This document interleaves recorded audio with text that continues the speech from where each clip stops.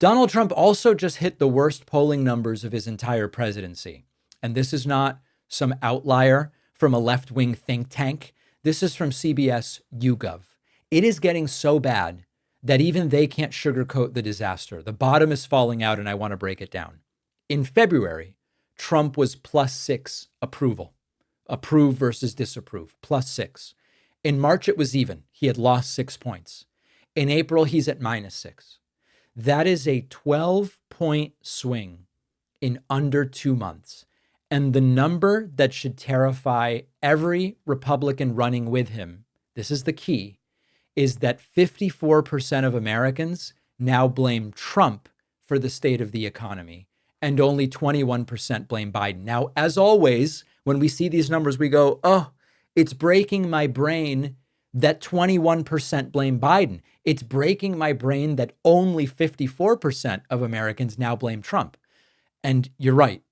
But what matters is how these numbers are changing. In March, 38% blamed Biden. That's down to 21%, down 17 points. In March, 34% blamed Trump for the state of the economy. Now 54% blame Trump. You don't typically see numbers shift like this so quickly. Why did they shift? Tariffs, number one. Recession fears, number two. What we might call generalized chaos, number three. Trump ran last year on fixing the economy. That was his whole thing. Americans are watching their retirement accounts, which have shrunk, prices which are going up, the bond market fiasco, which Trump panicked and tried to reverse. And now they're actually blaming the guy in charge. We should be glad, not that things aren't going well, but that increasingly Americans are blaming the guy in charge, because often that doesn't happen. Think back to Obamacare and the Medicaid expansion. Many red state voters said they passed Obamacare and I didn't get Medicaid. Why not? I blame Obama. When, of course, it was an optional expansion, which many red state governors said we're not doing the expansion. They still blamed Obama. So this idea of misplaced blame in American politics is a big deal. Trump tried to pin it on Biden. The public didn't buy it. He tried to distract with deportations, with TikTok bans, with tariffs. None of it is working. And in fact, we should talk about the tariffs a little more deeply.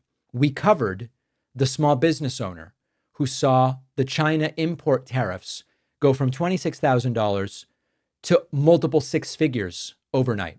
We covered the Fox host admitting that Trump's tariffs are causing inflation and might even cause a recession. We covered Stephen Miller screaming on Fox News as the administration openly defies court rulings. So this has gone beyond a policy failure. This is now visual chaos. You can't pay attention to what's going on in the news and not see and feel the chaos. One day Trump says one thing.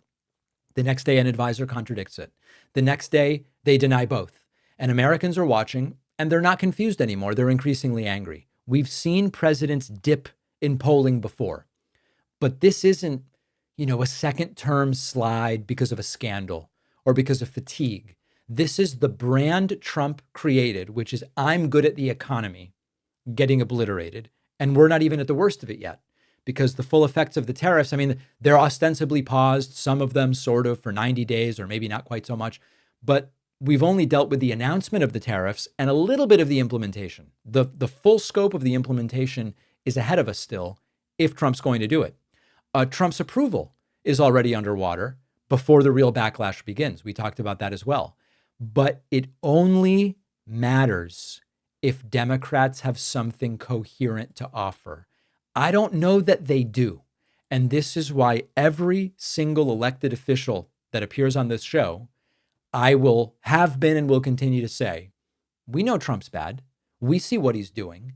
But that doesn't mean all of a sudden people necessarily want to vote for fill in the blanks, right? We're not picking on anybody, but people won't necessarily vote for Hakeem Jeffries because Trump's tariffs are crazy.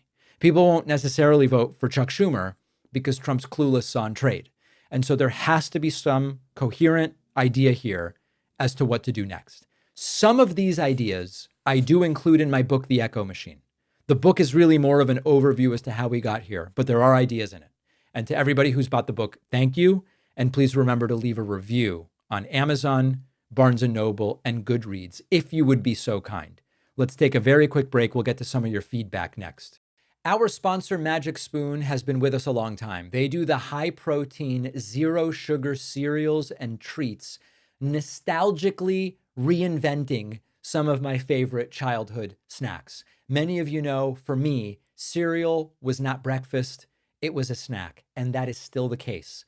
And what Magic Spoon has done is taken your favorite sugary cereals from when you were a kid and turned them into something you can feel good about.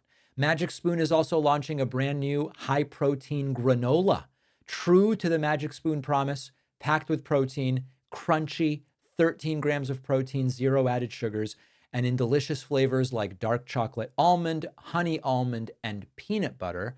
They've got their high protein treats as well, crispy, crunchy, airy, with 12 grams of protein in many flavors. And of course, if you don't love Magic Spoon as much as I do and our team does, Magic Spoon will refund all of your money, no questions asked. Get $5 off your next order at magicspoon.com/Pacman, or look for Magic Spoon on Amazon or in your nearest grocery store. The link is in the description.